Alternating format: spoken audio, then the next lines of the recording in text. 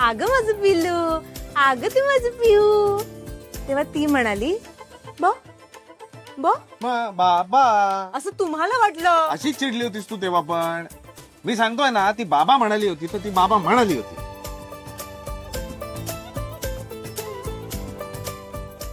बरं, बाबा म्हणाले, मान्य.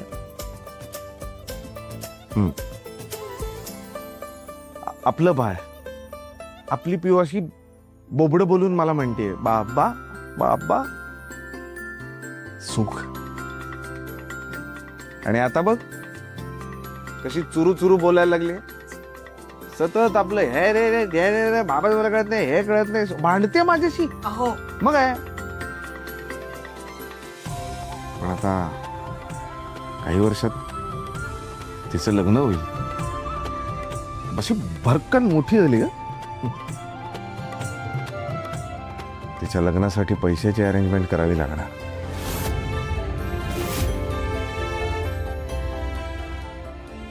मला वाटलं.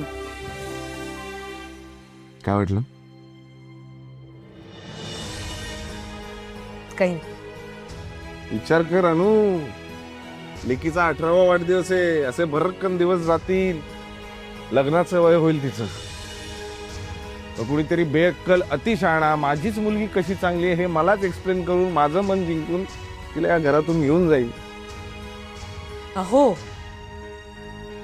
खरं सांगतोय. देहूच्या चेहऱ्यावरचं सुख आपण पाहू आणि थाटामाटात लग्न लावून देऊ तिचं. मग उरेल ते फक्त तरी ते पण मोकळं घर.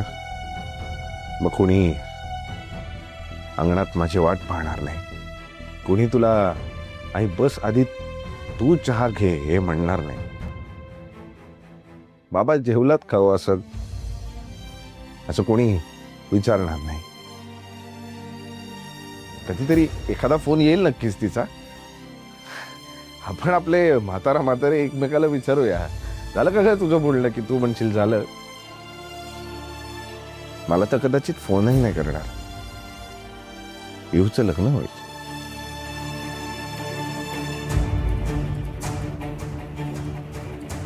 पण प्रॅक्टिकली विचार केलास ना तू, तर एक गोष्ट लक्षात घे, जे घडतंय ते चांगल्यासाठी घडतं बघ.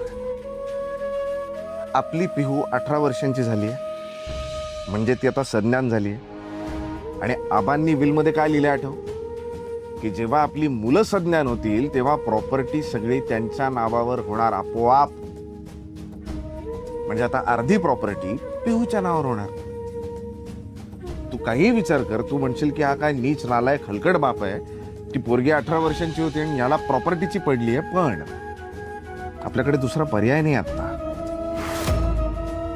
ती प्रॉपर्टी विकली तर 4 पैसे येतील, हाच विचार मी करतोय. कळलं का? पटेल तुला माझं म्हणणं?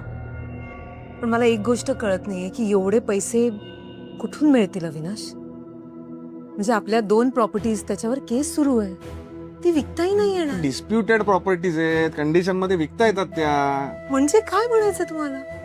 तू नको ताण करून घेऊ डोक्याला. मी सांगतोय ना, विकता येतात तर विकता येतात.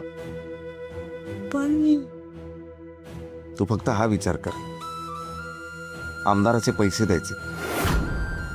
जर प्रॉपर्टी नाही विकली तर त्या आमदाराचे पैसे कुठून देणार आपण? रोज तो आमदार. नाही नाही, तुम्ही बसू नका. बसताय कारण मी पण काय तुमच्याशी बोलत बसले. औक्षण करायचं पिऊचं, ती वाट बघते. तुम्ही चला. अगं पण हे आपण नंतर बोलू. Piyu, wish you many many happy returns of the day बाळा. थँक्यू आत्तू. पियू, तू 18 वर्षांची झाली आहेस, पण ना वयापेक्षा तू खूप मोठी आणि खूप हुशार आहेस आणि तितकीच प्युअरही. पियू, मी तुझ्या वयाची होती ना तेव्हा मी अशीच अल्लड होती, वेडेपणा करायची. पण तू तशी नाही आहेस. तू अनुवहिनीसारखी समंजस, अविदादासारखी स्ट्रॉंग, राजन दादासारखी निरागस आहेस आणि तुझ्यासारखी गोड आहे. हो ना?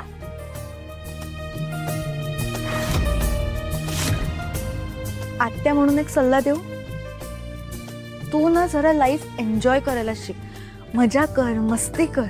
एवढ्याशा वयात खूप टेन्शन घेतेस का? असं नको करूस. मजा मस्ती केलीस ना तर अजून सुंदर दिसशील. नक्की आत्या.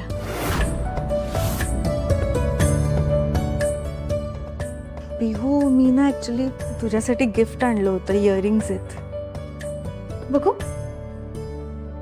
हे वाव, केवढे सुंदर कानातले. खूप छान आहेत. आवडली ना? खूप आवडले. ऍक्च्युली सॉरी पिऊ, म्हणजे मी ना तुझा बर्थडे विसरूनच गेले होते ग, लक्षातच नाही राहिलं. आज सकाळी आठवलं आणि माझ्याकडे हे इयरिंग्स होते. म्हटलं तुला देते, माझ्यापेक्षा जास्त तुझ्यावर छान दिसते. आत्तुडी तू बेस्ट आहेस. अगं अगं, नुसत्या मिठ्याच मारणार आहेस की आशीर्वाद पण घेणार आहेस तिचा? आत्या आहे तुझी ती, पाया पड. हो हो. ए पिहू, नको नको, वेडी आहेस का? आई काय ग तू पण. असू दे.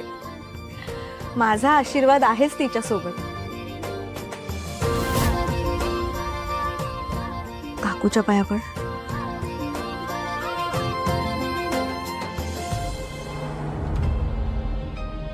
खुश राहा. Happy birthday. 18 वर्षाची झाली आहेस ना आता, जरा आगाऊपणा कमी कर. हं? बाहेरच्या जगात कोणी सहन नाही करत ग बाळा. कधी कोणाचं काय ऐकायचं काय नाही, किती मनावर घ्यायचं, हे माझ्या आईने मला शिकवलंय. ओके काकू. पिहू,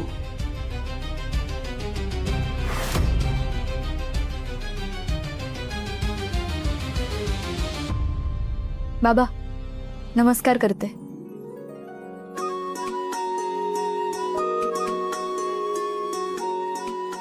अरे काय चाललंय काय हे सकाळी सकाळी? सगळेजण एकत्र जमलेत हॉलमध्ये. काय फॅमिली गेट टुगेदर आहे का? अरे पिहूचे काका विसरले की आज पिहूचा वाढदिवस आहे. अरे हो, विसरलोच मी. I am so sorry. काय काका, मला वाटलं ऍटलीस्ट तुझ्या लक्षात असेल की माझा बर्थडे. आय नो यार, पण सो सॉरी, विसरलो मी. पण ना, मी कोणासाठी तरी गिफ्ट आणलंय.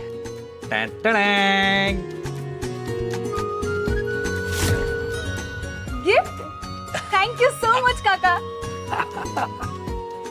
काका कसला भारी आहेस तू. मग हे काय फार महाग नाहीये बरं का, पण बघ तुला आवडते का? काका तू गिफ्ट दिलं नसतंस ना तरी मला चाललं असतं. माझ्यासाठी तुझं गिफ्ट नाही, तू इम्पॉर्टंट आहेस. तुझा हाच समजूतदारपणा मला खूप आवडतो. तशी बाळा तू पहिल्यापासून खूप समजूतदार आणि खूप शहाणी मुलगी आहेस बरं का. पण आता तर काय, तू 18 वर्षांची झाली आहेस, सरकारने तुला मतदानाचा हक्क दिलाय आणि तशी तू शहाणी दिसायला पण लागली आहेस. काय झालं? सगळे का हसताय? आज तुझ्या पिहूताईचा वाढदिवस आहे, आठवतंय ना?